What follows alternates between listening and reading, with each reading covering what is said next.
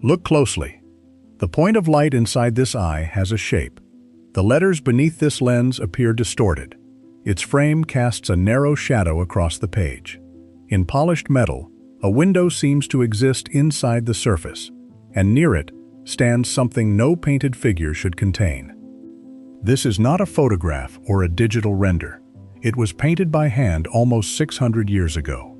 To understand how, we have to solve three mysteries. How did Jan van Eyck construct an illusion this precise? Why did an aging man need the sacred world to look so real? And who might be hiding inside a reflection small enough to disappear? Subscribe if you want to keep exploring artworks whose visible surfaces conceal much larger human questions. Because this painting's precision only makes sense when we understand the man who paid for it. At the center sits the Virgin Mary with the Christ child. Saint Donation stands beside her. Saint George turns toward a kneeling figure named Joris van der Paele. But this is not an ordinary gathering. Van der Paele was an elderly canon in Bruges.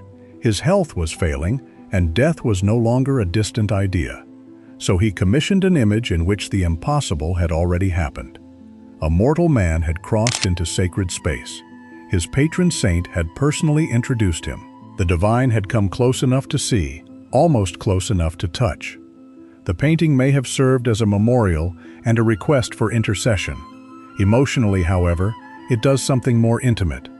It imagines Van der Paele continuing to exist after his body is gone.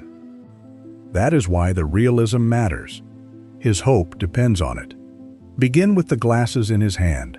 One lens passes over the prayer book. The writing beneath it appears to bend. The frame interrupts the light and leaves a fine shadow on the page. Van Eyck was not simply painting an object. He was painting the behavior of glass. Move to St. George's armor, and the rules change. Light strikes the metal and returns, carrying distorted fragments of the room. On skin, light becomes softer. In cloth, it sinks into the weave. In gold thread, it divides into points. Across gemstones and polished surfaces, each material creates a different kind of brilliance. Van Eyck was painting more than objects. He was painting the rules that make them visible. Glass bends, metal reflects, skin absorbs, cloth softens. A polished surface remembers the world around it. How could he understand all of this without modern optical equipment? The first answer is simple. He looked.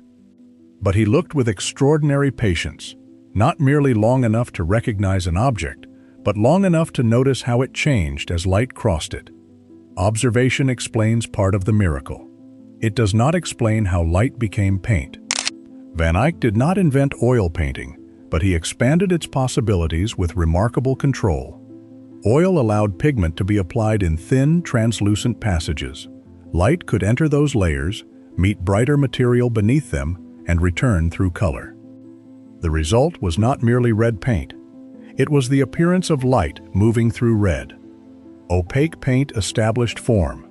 Transparent glazes deepened shadows without destroying their luminosity.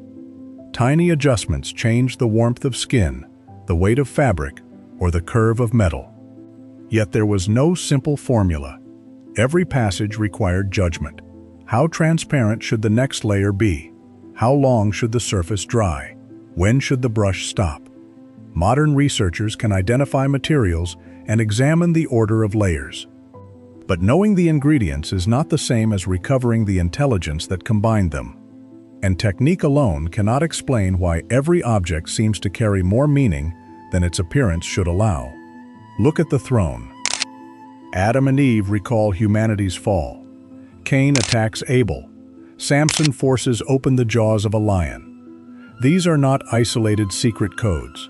Together, they form a moral architecture of fall and salvation, violence and redemption, mortality and the hope that death is not final. The flowers, textiles, book, carvings, and colors also participate in this structure. Some meanings are rooted in Christian tradition, others remain open to interpretation. But the larger principle is clear. In Van Eyck's world, accurate observation and spiritual belief were not opposites. An object could be completely convincing as matter and completely charged with invisible meaning. The painting becomes more realistic as its meaning becomes less literal. So what is this realism trying to do? Is it copying the world we already inhabit?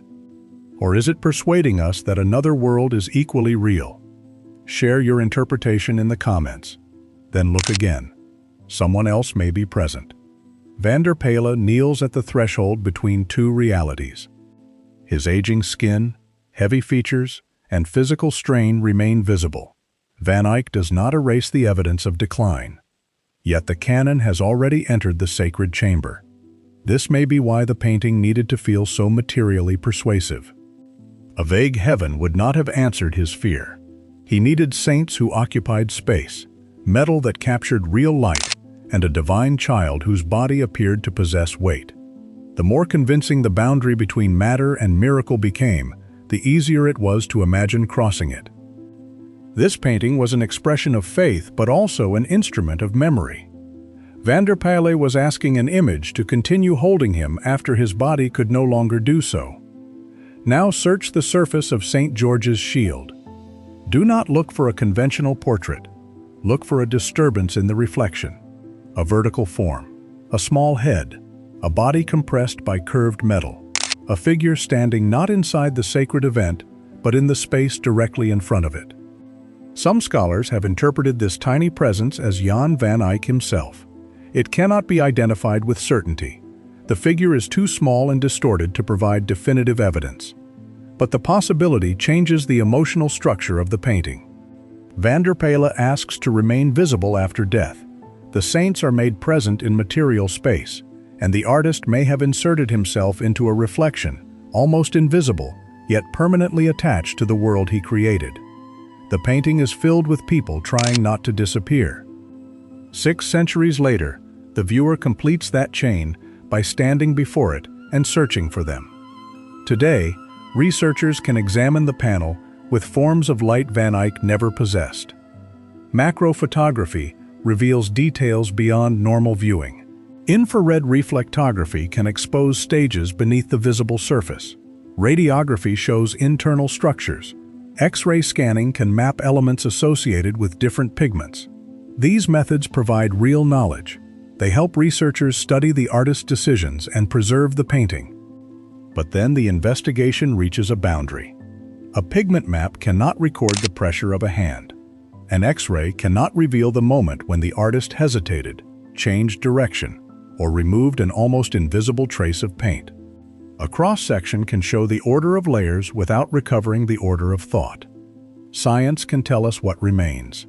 It cannot completely recreate the judgment that placed it there. At the beginning, the 15th century appeared distant and technically limited. By the end, it is the modern laboratory that confronts uncertainty. The mystery is not that Van Eyck possessed technology from the future.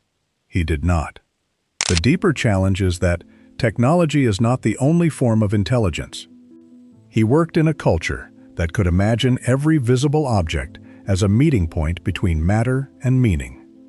Light could be physical and spiritual. A lens could clarify and distort. A shield could carry violence, reflection, and identity.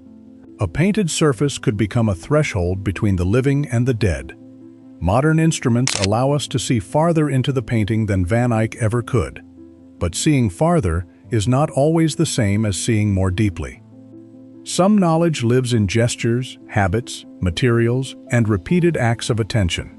That knowledge can disappear even when the object it created survives. Share this film with someone who believes progress always means seeing more clearly. Then look at the painting one final time. A dying man asks not to vanish. An artist may conceal himself inside the light. A culture joins physical reality to spiritual meaning. Modern science enters the surface, layer by layer, and still cannot fully reconstruct the intelligence of the hand. The question is no longer simply how this could have been painted 600 years ago. The real question is what kind of attention made it possible, and what we might begin to see if we learn to look that carefully again.